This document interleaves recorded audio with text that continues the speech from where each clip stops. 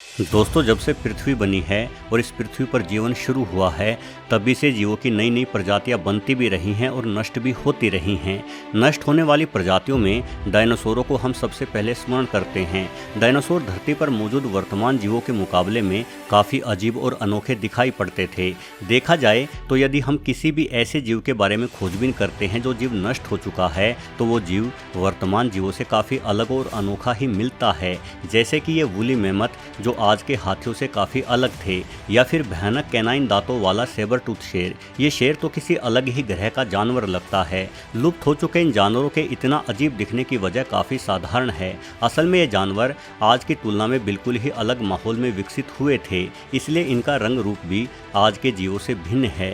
पृथ्वी के बदलते माहौल के साथ ये जीव तालमेल नहीं बिठा पाए और विलुप्त हो गए। किंतु आज के वीडियो में आप कुछ ऐसे ही जीवों के बारे में जान पाएंगे जो जीव आज से अलग माहौल में विकसित होने के बावजूद भी वर्तमान समय में भी अपना जीवन जी रहे हैं। इन जीवों को देखकर ऐसा लगता है मानो ये किसी और ही समय काल में विकसित होकर अचानक हमारे बीच में आ गए हों। बैक्टीरियन ऊंट। इस ऊंट को मंगोलियाई ऊंट भी कहा जाता है और इसकी पीठ पर 2 कुबड़ होते हैं, जबकि सामान्य ऊंट के पास कुबड़ों की संख्या 1 ही होती है।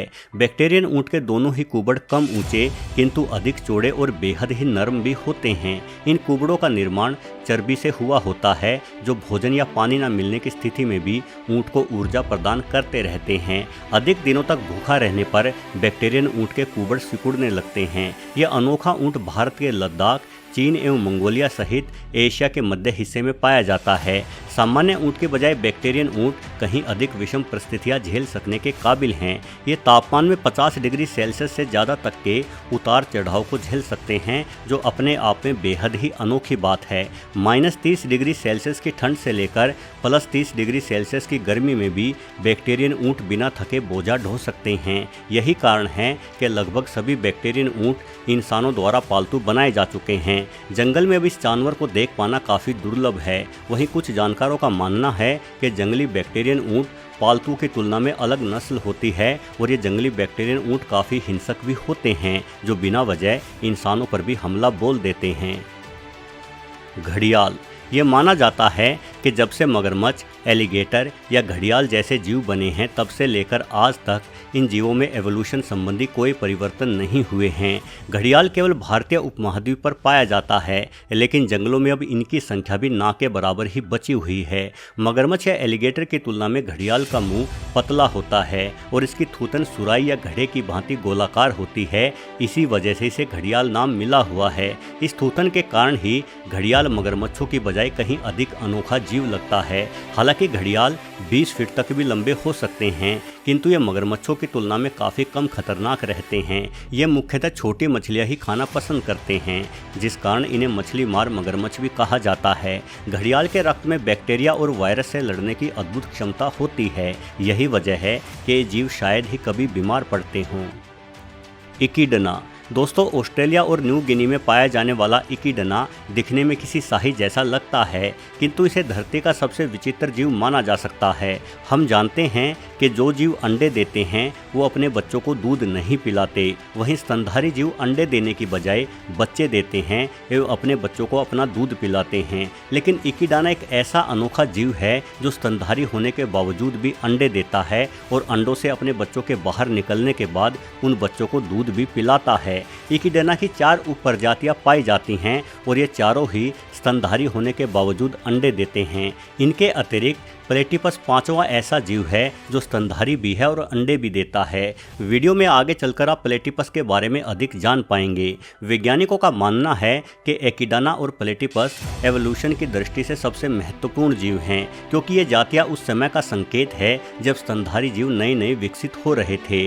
उन स्तनधारियों के पास शिशु को दूध पिलाने की क्षमता तो आ चुकी थी, लेकिन उनके गर्भ में शिशु विकसित करने की क्षमता नहीं उत्पन्न हुई थी और इन जीवों में ये क्षमता आज तक भी उत्पन्न नहीं हुई है। इसलिए स्तनधारी जीव होने के बावजूद भी अंडे ही देते आ रहे हैं। प्लेटिपस। जैसा कि आप जानते ही हैं कि एकिडेना की 4 उपप्रजातियों के अतिरिक्त प्लेटिपस ही एक ऐसा जीव है जो अंडे देने के बावजूद अपनी संतान को अपना दूध भी पिलाता है। यानी एकिडेना और प्लेटिपस में नज़दीकी संबंध जरूर है, किंतु हैरान कर देने वाली खूबियों के मामले में प्लेटिपस कहीं ज़्यादा अनोखा जीव माना जा सकता है। ये जीव भी ऑस्ट्रेलिया का ही निवासी है। इस जीव को पहली बार एक यूरोपियन वैज्ञानिक ने वर्ष 1799 में खोजा था।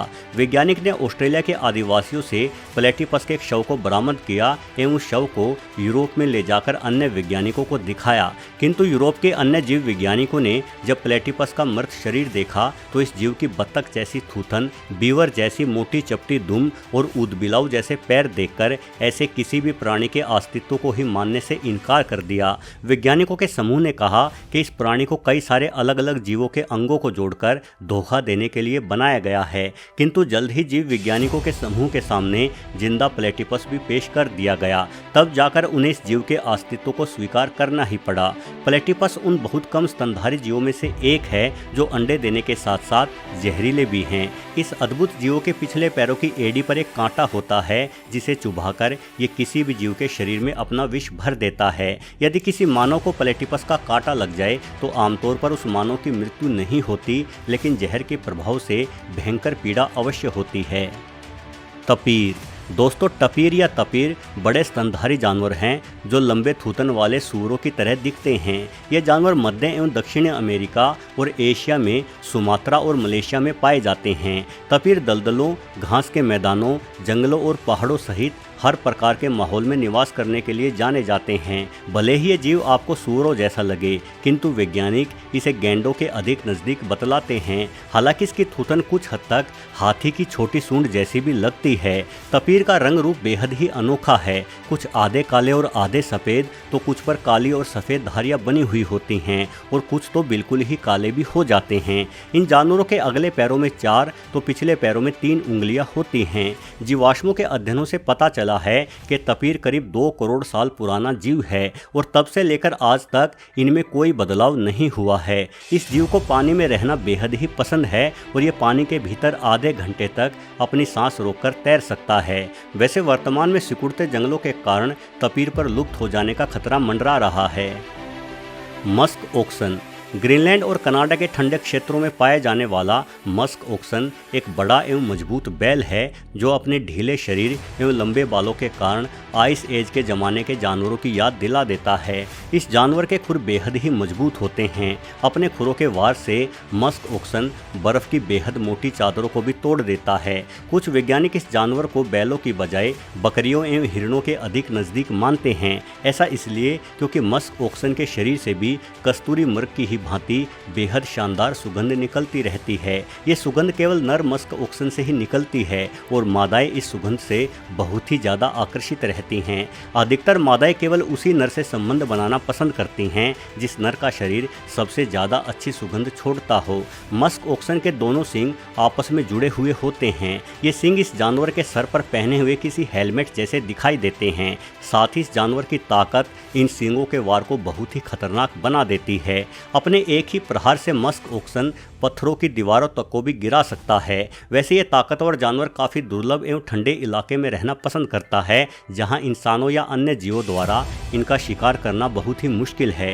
यानी कठोर परिस्थितियों में रहने के कारण प्रकृति ही इस जानवर की रक्षा करती आ रही है। वीडियो देखने के लिए आपका बहुत बहुत धन्यवाद।